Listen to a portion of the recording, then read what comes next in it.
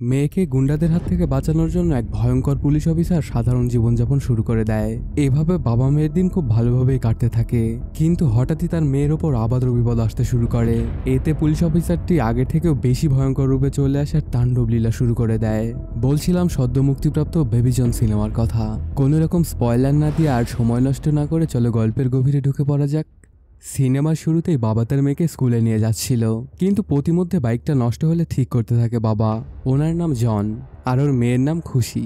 হঠাৎই সেদিক দিয়ে একটা গাড়ি যাওয়ার সময় পানি এসে পড়ে খুশির গায়ে। এটাতে ওরা অনেক রেগেমেগে গাড়িটাকে তাড়া করা শুরু করে। যেতে যেতে রাস্তায় বৃষ্টি চলে আসে। অনেকক্ষণ তাড়া করার পর কারটাকে ধরেই ফেলে ওরা। তারপর লোকটাকে কার থেকে বাইরে বার করে রাখে বৃষ্টির মধ্যে। পরে খুশিকে পানিতে ভেজানোর জন্য সরিও বলায় লোকটাকে দিয়ে। খুশি মনে করেছিল বাবা হয়তো মারধর করবে লোকটাকে, সেটা আর দেখা হলো না খুশির। তারপর তাড়াহুড়া করে স্কুলে এসে পৌঁছে ওরা। খুশি তার ম্যামের কাছে গিয়ে রাস্তায় ঘটা কাহিনীটার জন্য লেট হয়েছে বললেও ম্যাম একদমই বিশ্বাস করে না ওর কথা। সে প্রত্যেক দিনই কোনো না কোনো বাহানা খুঁজেই নেয়। আর খুশিকে বাবার সম্পর্কে জিজ্ঞাসা বললে সে আমার ভাই, আপনি চাইলে লাইন মারতে পারেন কিন্তু মিস। সেখান থেকে বেকারিতে এসে পৌঁছে জন। এটা ওর নিজেরই বেকারি। প্রত্যেক দিনের মতো পরদিনও খুশিকে স্কুলে আনতে দেরি হয়ে যায়। তখন সে একলা একলা যাবে না বলে জানিয়ে দেয়, কারণ ম্যাম ওর কথা এখন আর একদমই বিশ্বাস করে না। তারপর গিয়ে ম্যামের সাথে কথা বলে জন। আমাদের বাড়িতে কোনো কাজের লোক নেই তো, আর এই এলাকায় আমি নতুন, তো এর জন্য সবকিছু গোছগাছ করে আসতে আসতে দেরি হয়ে যায়। এরপর থেকে খুশি আর লেট হবে না কখনো। সেই দিনটা খুব ভালোভাবেই কেটে যায় খুশির। পরদিন বিকেলবেলা অনেক মন খারাপ করে স্কুলে বসে থাকে খুশি। একটু দেরি করে সেখানে পৌঁছে জন। তখন খুশির কেন মন খারাপ জানতে চাইলে সে জানায়, ক্লাসে একটা ছেলে আমাকে বেকারি বলেছে, কিন্তু আমি এটা বলতে মানা করাতে কষিয়ে একটা দিয়ে দিয়েছে আমাকে। এটা শুনে বাবা বলে, কারোর সাথে জুলুম করাও যেমন অন্যায়, তেমন জুলুম সহ্য করাও অন্যায়। এটা শুনে সাথে সাথে খুশি এক দৌড় দিয়ে যায় ক্লাসে আর ওই ছেলেটাকে মেরে চলে আসে। তারপর বাবা মেয়ে দুজনেই পালায় সেখান থেকে। পরদিন বিকেলবেলা ম্যাম ওদের দুজনকে একটা চার্চে ডাকে। সেদিনকার জন্য যদি পানিশ করা হতো তবে স্কুলে ডাকতো, চার্চে ডেকেছে মানে অন্য মতলব আছে। পরে ম্যাম এসে বলে, খুশিকে এসব বলা আপনার একদমই ঠিক হয়নি। জানেন না বাইবেলে আছে তোমার শত্রুকেও ভালোবাসো। এগুলো বলতে থাকলে হঠাৎই কয়েকটা গুন্ডা ওদিক দিয়ে যাওয়ার সময় ম্যামের সাথে মিসবিহেভ করছিল। এটাতে খুশি অনেক রেগে যায়। তখন গুন্ডগুলো খুশিকেই মারতে গেলে ম্যাম ওকে কষে এক থাপ্পড় লাগিয়ে দেয়। এটাতে ওরা অনেক রেগে গিয়ে ম্যামের সাথে কিছু করতে যাবে, ঠিক তখনই অন্যরা ডাক দেয়। তখন পরে দেখে নেওয়ার হুমকি দিয়ে সেখান থেকে চলে যায় ওরা। এগুলো দেখে জন বলে, একটু আগে না আপনিই বলছিলেন তোমার শত্রুকেও ভালোবাসো, তাহলে এখন নিজেই উল্টা। কিন্তু ম্যাম জানে আমি টিচার, আমি সবাইকেই পানিশ করতে পারি। পরদিন সকালবেলা ম্যাম ওদের বাড়িতে আসে খুশিকে নিতে। জন ওকে যেতে দিতে না চাইলেও খুশি চলে যায় ম্যামের সাথে। কিছুক্ষণ পরে এক পুলিশ অফিসার এসে জানায় আপনার মেয়ে হাসপাতালে, ওদের অ্যাক্সিডেন্ট হয়েছে। এটা শুনে অনেক চিন্তিত হয়ে তাড়াহুড়া করে হাসপাতালে পৌঁছে জন।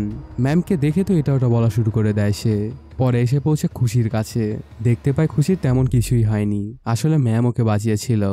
পরে ম্যামকে সে সরি বলে সাথে ধন্যবাদও দেয়। তখনই জনকে এক পুলিশ বলে আপনাকে পুলিশ স্টেশনে যেতে হবে আর খুশির হয়ে এফআইআর এ সাইন দিতে হবে। আসলে ম্যামই এই এফআইআর করেছিল। যে গাড়ির সাথে ওদের অ্যাক্সিডেন্ট হয়েছিল ওটা আসলে চার্চের ওই গুন্ডাদের ছিল। ওরা ইচ্ছা করে ধাক্কা দিয়েছিল এদের বাইককে। কিন্তু এটাতে কেন জানি জন অনেক ক্ষেপে যায় আর এফআইআর বাতিলও করতে চায়। সাথে সাথেই থানায় এসে ওরা এফআইআর বাতিল করে নেয়। জনের থানা করে যে কিসের এত ভয় কে জানে। ঠিক তখনই সেখানকার বড় অফিসার জনকে দেখে ফেলে। কেন জানি ওনার কাছে জনকে চেনা চেনা লাগছিল। নাম জিজ্ঞেস করলে জন জানায়, কিন্তু অফিসারটা বলে মনে হয় তুমি আমার সাথে আইপিএস ট্রেনিং করেছিলে। কিন্তু জন বলে স্যার আপনার মনে হয় কোনো ভুল হচ্ছে, আমি তো বেকারি চালাই আর ছোটবেলা থেকে আমি এখানেই বসবাস করছি। কিন্তু কেন জানি জনের কথায় ওনার সন্দেহ যায়ই না। আর ম্যামও ওসব কথা শুনে অবাক, কারণ জন বলেছিল যে সে রিসেন্টলি এখানে এসেছে, তবে ওনাকে মিথ্যা কথা কেন বলছে। তারপর সেখানের কাজ শেষ করে ওরা চলে যাওয়ার সময় অফিসারটা সাত্যা ভার্মা বলে ডাক দেয়। সাথে সাথে থেমে যায় জন আর পিছে তাকায়, কিন্তু উনি বলে তোমাকে না কনস্টেবলকে ডাকছি। এটাতে অফিসারটা শিওর হয় আর ম্যামও একটা শক খেয়ে যায়। রাত্রেবেলা জন বাড়িতে এসে পড়ে। ঘরের মধ্যে ঘোরাঘুরি করতে থাকলে হঠাৎই দরজায় কেউ কড়া নাড়ে। জন গিয়ে দেখতে পায় সেদিনকার গুন্ডারা এসেছে। পরে ওরা জনকে ধরে বাইরে নিয়ে গিয়ে মারা শুরু করে দেয়। এদিকে ম্যাম সাত্যা ভার্মা সম্পর্কে গুগলে সার্চ করলেই পেয়ে যায় ওর খোঁজ। অনেক ভয়ঙ্কর এক পুলিশ অফিসার ছিল সাত্যা ভার্মা। তারপর পরই গুন্ডাগুলো খুশি কেনে মারতে চাইলেই তাণ্ডব লীলা শুরু করে দেয় জন। এতক্ষণ যেই মানুষটা কাকুতি মিনতি করছিল সেই এখন সবার ধোলাই করছে। এমনভাবে মারছিল সবাইকে যেন ওরা কিছুই না। সবাইকে কাপড় কাচার মতো কাচতে থাকে জন। আর ওর সম্পর্কে সবকিছু জেনে সেখানে চলে আসে ম্যাম। এসেই জনের এই ভয়ঙ্কর রূপ দেখতে পায় সে। কাহিনীটা ফ্ল্যাশব্যাকে চলে যায় কয়েক বছর আগের কথা। দেখা যায় দুইটা বাচ্চা লম্বা ছুটি শেষে তাদের স্কুলে চলে আসে। আজকে ওদের স্কুল প্রথম খুলবে, কিন্তু এসেই দেখতে পায় সেটা পুরোপুরি গুন্ডাদের আড্ডা হয়ে গেছে। তাদেরকে যেতে বললে ওদের মারার হুমকি দিয়ে তাড়িয়ে দেয় সেখান থেকে। কিছুক্ষণের মধ্যেই সেখানে এক পুলিশ অফিসার চলে আসে, কিন্তু তাকেও কোনো সম্মান না দিয়ে মারধর করে গুন্ডাগুলো। স্কুলের বাইরে পুলিশ আর মানুষ দিয়ে ভরে যায়, কিন্তু কারোরই সাহস নেই যে ভেতরে যায়। তখন এক কনস্টেবল বলে বসকে ফোন লাগা, এখান থেকে ওদের তাড়াতে শুধু বসই পারবে। ফোন দেওয়ার কিছুক্ষণের মধ্যে সেই স্টাইলে এন্ট্রি নেয় সাত্তিয়া ভার্মা। এসে প্রথমে রুমের মধ্যে যেতে চাইলে ওর সাথেও খারাপ ব্যবহার করতে থাকে ওরা। পরে রুমে ঢুকে পড়ে সাত্তিয়া, আর একটা ব্যাত আর বই হাতে নেয়। আজকে ওদের ক্লাস নিবে। একে একে প্রশ্ন করতে থাকে, না পারলে বেদম পিটনি দিতে থাকে। সবাইকেই মেরে পুরো ভর্তা বানিয়ে দেয় সাত্তিয়া। পরে ওদের উদ্দেশ্যে বলে, গুন্ডাগার্দি করা যত সহজ, পড়াশোনা তার থেকে অনেক বেশি কঠিন। তো এর পরে যেন আর এমন কোনো কাজ না দেখি তোদের। এতে সেখানে থাকা সবাই খুব বাহবা দিতে থাকে সাত্তিয়াকে। সেখান থেকে সাত্তিয়া সোজা একটা মেয়ে দেখতে চলে আসে। ওর মা তাকে জোর করে অ্যারেঞ্জ ম্যারেজ করাতে চায়, কিন্তু সাত্তিয়া প্রেম করেই বিয়ে করতে চায়। তবে মা ওকে গত 2 বছর সময় দিলেও সে কিছুই করতে পারে না। পরে ওদের দুজনকে একাকী কথা বলার সুযোগ দেয়। তখন হঠাৎই মেয়েটা বলে, ভাইয়া আমি আরেক ছেলেকে ভালোবাসি, তো আপনাকে বিয়ে করতে আমি পারবো না। আর আপনি যদি গিয়ে বলে দেন যে আমাকে পছন্দ হয়নি, তাহলে খুবই ভালো হয় ভাইয়া। আর অন্য কোনো উপায় না পেয়ে সাত্তিয়াও তাই করে।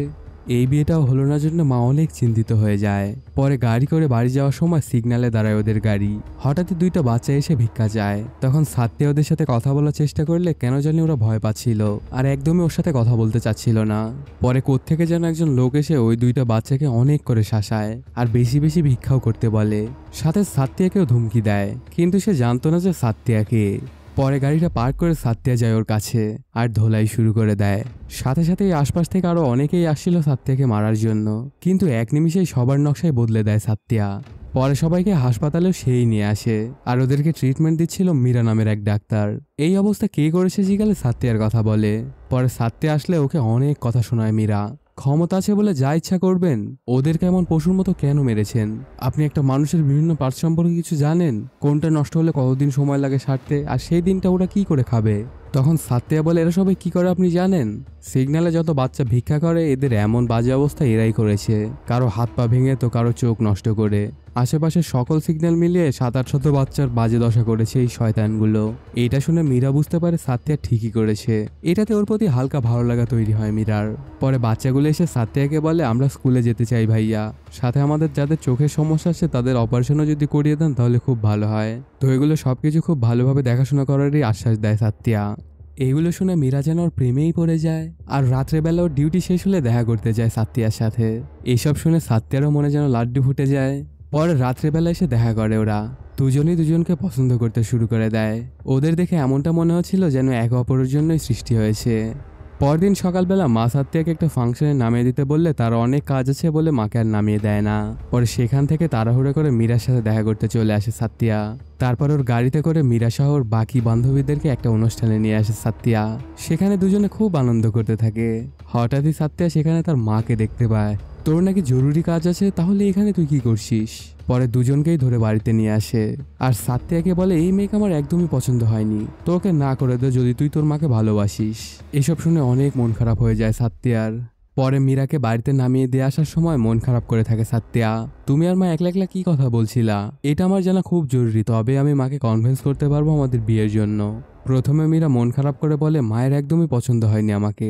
এটা শুনে আরো বাজে অবস্থা হয়ে যায় সাত্তিয়ার। পরে মীরা হাসতে হাসতে বলে, মা আমাকে অনেক পছন্দ করেছে, আর তিনি আমাকে দিয়ে ওনার মেয়ের ইচ্ছাও পূরণ করবেন। এটাতে দুজনই খুব খুশি হয়ে যায় আর বিয়েও করে নিতে চায়। পরদিন সাত্তিয়ার সাথে দেখা করতে আসে এক বৃদ্ধ লোক। ওনার মেয়ে গত 3 দিন আগে মিসিং হয়েছে সেটারই কমপ্লেন করতে এসেছেন উনি। কিন্তু 3 দিন পরে কেন, এটা জিজ্ঞাসা বৃদ্ধ লোকটি বলে, সেদিনে আমি আমার এলাকার থানায় গেছিলাম। ওরা আমার থেকে অনেক টাকা নিয়ে বলেছিল খুঁজে দেখবে আমার মেয়েকে। আর আজ যখন আমি সেখানে যাই তখন ওরা বলে যে আমার মেয়ে নাকি অন্য কারোর সাথে পালিয়েছে। স্যার, আমার মেয়ে অনেক ভালো ছিল, সেই কাজ কিছুতেই করবে না। সেই থানার এক ভালো কনস্টেবল আপনার সাথে দেখা করতে বলে। স্যার প্লিজ আমার মেয়েকে একটু বাঁচান। এসব কিছু শুনে সাত্তিয়া বলে, কোথায় কাজ করে আর শেষ কবে কথা হয়েছিল তোমার মেয়ের সাথে? তখন লোকটা জানা ও একটা আইটি কোম্পানিতে কাজ করে, আর শেষবার কথা হয়েছিল 3 দিন আগে রাত্রেবেলা। অফিস থেকে বের হয়ে আমাকে কল দিয়েছিল সে। এগুলো শুনে সাত্তিয়া সেই আইটি কোম্পানিতে চলে আসে। প্রথমে ওরা কোনো ইনফরমেশনই দিতে চায় না, পরে একটু উত্তম মাধ্যম দেওয়াতে সবকিছু দিয়ে দেয়। সিকিউরিটি গার্ডদের সাথে কথা বলে আর সিসিটিভি দেখে জানতে পারে যে গতদিন মেয়েটা ঠিক রাত 8টার দিকে অফিস থেকে বের হয়ে যায়। তারপর কোথায় গেছে কেউই জানে না। এরপর ওর কলিগদের সাথে কথা বলেও কোনো কিছুই খুঁজে পায় না সাত্যা। কেসটা যেখানে শুরু করেছিল ঘুরে ফিরে আবার সেখানেই চলে আসলো। পরে এক দোকানদার এসে জানায় আমার দোকানে রিচার্জ করেছিল সেদিন, সেখান থেকে বাস স্টপে যাওয়ার কথা ছিল ওর। পরে সেই বাস স্টপে থাকা সিসিটিভি ফুটেজে ওর কোনোই সাইন পাওয়া যায় না। তার মানে দোকান আর বাস স্টপের মধ্যেই কিছু একটা হয়েছে ওর সাথে। তখন একজন একটা ফোন আর আইডিটা এনে দেয়। এটাতে সাত্যা শিওর হয় মেয়েটা কিডন্যাপ হয়েছে। 8:30 থেকে 9টা পর্যন্ত 3টা গাড়ি গেছে সেদিক দিয়ে, তার মধ্যে 2টা বাইক আর একটা কার। তখন সাত্যা বলে কারটাকে ধরো তবেই পাওয়া যাবে মেয়েটাকে। পরদিন সকালবেলা কয়েকজন লোক খুঁজে পায় মেয়েটার মৃতপ্রায় দেহ। ওকে গত 3 দিন ধরে অনেক অত্যাচার করা হয়েছে। হাসপাতালে আনার পরে কিছু কথা ওর থেকে জানতে চায় সাত্যা, কিন্তু ওর অবস্থা এতই খারাপ ছিল যে তেমন কিছু বলার আগেই মারা যায় মেয়েটা। এতে সাত্যা অনেক কষ্ট পেয়ে যায়। পরে সাথে সাথে ওর সাথে যারা এসব কাজ করেছে তাদেরকে শাস্তি দেওয়ার ঠান নেয় সাত্যা। আর ওই গাড়ির মালিককে সেটা খোঁজা শুরু করে দেয়। আসলে এই গাড়িটা মিনিস্টারের ছেলের ছিল, তো তাকে ধরার জন্য মিনিস্টারের বাড়িতে যায় সাত্যা, কিন্তু কোথাও খুঁজে পায় না তাকে। সাথে মিনিস্টার অনেক আবল তাবল কথাও বলে, পারলে আমার ছেলেকে ধরে দেখা, আর আমি পারলে ওকে বাঁচাবো। তবে 2 দিন ধরে আমার ছেলের কোনো খোঁজ নেই। আগে তোকে খুঁজে বের কর, তারপর লকআপে দেওয়া লাগে আর যেটা দেওয়া লাগে দিস, আমার কোনো সমস্যা নেই। সেখান থেকে সোজা এক ব্রিজের ওপর আসে সাত্যা আর কনস্টেবলটা। তখন সাত্যের থেকে কনস্টেবলের রাগ যেন বেশি মেয়ের খুনির প্রতি। ওকে পেলে জিন্দা চামড়া ছাড়িয়ে পায়ে দড়ি দিয়ে উল্টো করে ব্রিজের নিচে ঝুলিয়ে দিত কনস্টেবলটা। তখন সাত্যা বলে একবার দেখো ব্রিজের নিচে। এটা শুনে সে গিয়ে দেখতে পায় আসলেও মিনিস্টারের ছেলেকে ঝুলিয়ে রেখেছে সাত্যা। কিছুক্ষণের মধ্যে মিডিয়া পুলিশ সবাই এসে পৌঁছে সেখানে, সাথে মিনিস্টারও চলে আসে। সেলের এই অবস্থা দেখে অনেক ক্ষেপে যায় সে, আর সাত্যাকে বলে যে তুমি খুঁজে বের করো যে কে করেছে এই কাজ, তোমাকে 2 দিন সময় দিলাম। তখন সাত্যা বলে আমি করেছি এটা। যে মেয়ের সাথে তোর ছেলে নষ্টামি করেছিল সে আমার বোন, যা পারিস করে নে।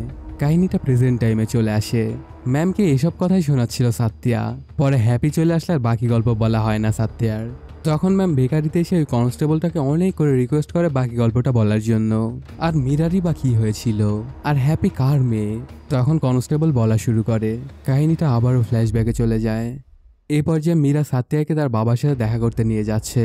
তখন মীরা বলে আমার বাবা কিন্তু পুলিশকে একদম দেখতেই পারে না, তো একটু সাবধানে। সাত্যা এসেই সেখানে সবার সাথে খুব সুন্দরভাবে কথাবার্তা বলছিল। আস্তে আস্তে বোন ফুপু সবাই পটে যায় সাত্যার কথায়। শেষে বাবাও রাজি হয়ে যায়।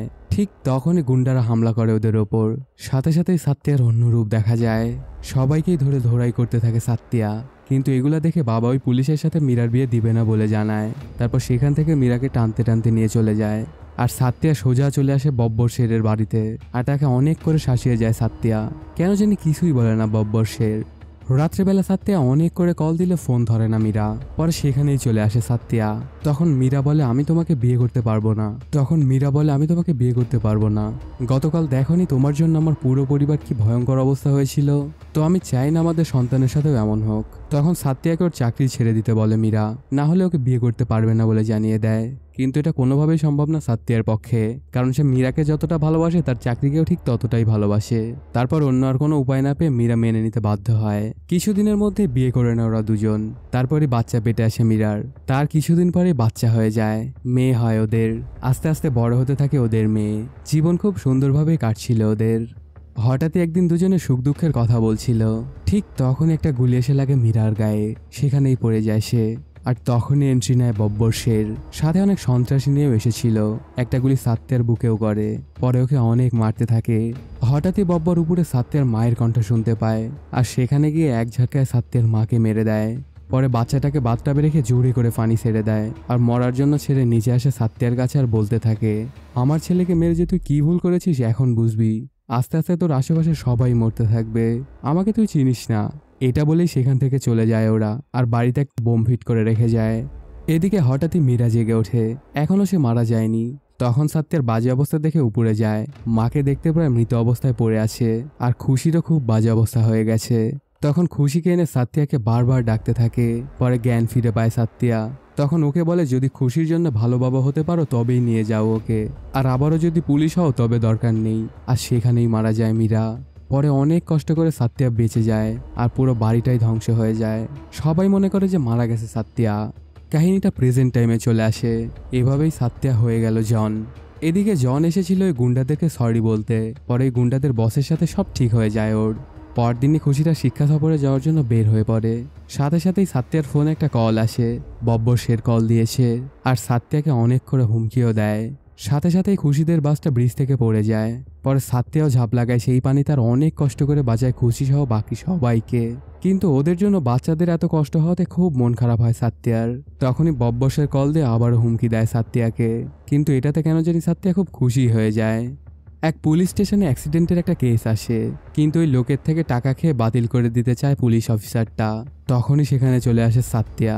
ওকে দেখেই পুলিশ অফিসারটা তো ভয়ে কেঁপে ওঠে, কারণ ও সহ সবাই জানে সাত্যা মারা গেছে গত 5 বছর আগেই। তারপর ওই অফিসারকেই মেরে ফেলে সাত্যা। পরদিন সকালে থানায় অনেক মিডিয়া আসে, সাথে অনেক ডাক্তারও। পরে আইজিপি সেদিন রাতে থাকা কনস্টেবলকে বলে যে কে মেরেছে ওকে। তখন সে জানায় সাত্যা স্যার, কিন্তু ওর কথা কেউই বিশ্বাস করে না, কারণ 5 বছর আগেই মারা গেছে সাত্যা। তারপর উনি সব পুলিশকে বলে দেয় যে তাড়াতাড়ি কাতিলকে ধরতে। পুরো দেশই এটা নিয়ে তোলপাড় শুরু হয়ে যায়। অনেক জায়গাতেই সাত্যাকে মানুষ দেখতে পাচ্ছিল, আর ওর মৃত্যু থেকে ফিরে আসাতে সবাই খুশি। এদিকে কনস্ট্রাকশনের কাজ চালু ছিল। প্রতিদিনই কাজ করতে গিয়ে মানুষ মারা যাচ্ছিল সেখানে, তো শ্রমিকরা এজন্য কাজ করতে চাচ্ছিল না। কিন্তু এটার মাস্টার মাইন্ড এসে শ্রমিকদের লিডারকে টাকা দিয়ে সব ঠিক করে নেয়। শ্রমিকরা ওর কথায় আবার কাজে লেগে পড়ে। রাত্রের বেলায় ওই মাস্টার মাইন্ডের দর্শন দেয় সাত্যা। অনেক গার্ড থাকলেও কিছুই বড়রা করে না সাত্যা। সবাইকে মেরে তারপর ওকে গিয়ে ধরে। সাত্যাকে ওর সারা জীবনের কামানো সব টাকা দিতে চায় লোকটা, কিন্তু সাত্যা মেরে দেয় ওকে ছাদ থেকে ফেলে, কারণ ওর মাকে গুলিটা এই করেছিল। পরদিন সকালবেলায় সেখানে বব্বর আইজিপি চলে আসে। বব্বর আইজিপিকে বলে একে মনে হয় সাত্যাই মেরেছে, কিন্তু সে বিশ্বাস করে না। আর সাথে এটাও বলে তোমার ভাই নাকি তোমার বিজনেস রাইভেল, তো তুমি মারিয়েছো নাকি এমনটাও শোনা যাচ্ছে। এটা শুনে বব্বর অনেক রেগে সেখান থেকে চলে যায়। পরদিনই সাত্যাকে ধরে আনে বব্বর, কিন্তু এটা আসলে সাত্যার প্ল্যানই ছিল এমনটা। কিন্তু ওর প্ল্যান পুরা চপাট হয়ে যায় যখন ম্যাম আর খুশিকে ধরে আনে। পরে খুশিকে বলে তোমার মা আর আমার মাকে যে পরবারে পাঠিয়েছিল ওনারা এরাই ছিল, তো এদের আমি সেখানেই পাঠাবো যেখানে গিয়ে সরি বলতে পারে। তখন খুশি বলে আগে আমি বুঝাই, কিন্তু বব্বসের না বুঝলে তখন বাবাকে বললে তাদের ভাষায় শিখাও বাবা। এটা বলে ওরা সেখান থেকে বেরিয়ে যায়। আর এদিকে বব্বরের পান্টারদের মারা শুরু করে সাত্যা। এক এক করে সবাইকে মারতে শুরু করে সে, কাউকে যেন মানুষই মনে করছিল না। কিছুক্ষণের মধ্যেই সবাইকে মেরে দেয় সাত্যা। তারপর বব্বরকে বলতে থাকে তোকে মারা কোনো ব্যাপারই না, যখন ইচ্ছা তখন মারতে পারবো, কিন্তু তোকে না মেরে আমি আমার মেয়েকে নিয়ে সুখে থাকতে চেয়েছিলাম। ওকে অনেক ভালো মন্দ শিখিয়েছি, এই জন্যই তুই ওর মায়ের খুনি জেনেও তোর সাথে এত ভালো করে কথা বললো। আর তোর ছেলে কি সব জঘন্য কাজ করে বেড়াতো, তোর ছেলেকে মারার আগে তোকে মারা উচিত ছিল। ওদের মতো ছেলেদের থেকে তোদের মতো মা বাবাদের দোষ বেশি। তারপর পুলিশ আসার শব্দ শুনে ওকে মেরে দেয় সাত্যা। পরে এক প্রেস কনফারেন্সে আইজিপি সবাইকে বলে খুনিকে তাড়াতাড়ি ধরে ফেলা হবে। আর এদিকে সাত্যা, তার মেয়ে, ম্যাম আর কনস্টেবল অন্য দেশে থাকতে শুরু করে দেয়। হঠাৎই একদিন একটা কুরিয়ার আসে যেটাতে একজনের ছবি। এটাই সাত্যার নতুন মিশন, আর এর মাধ্যমেই শেষও হয়ে যায় সিনেমাটি। তো বন্ধুরা, কেমন লাগলো আজকের এই এক্সপ্লেইনটি জানাতে কমেন্ট করো। আর যদি চ্যানেলটি এখনও সাবস্ক্রাইব না করে থাকো তাড়াতাড়ি সাবস্ক্রাইব করে নাও। দেখা হচ্ছে নতুন কোনো ভিডিওতে। Till then, সায়োনারা।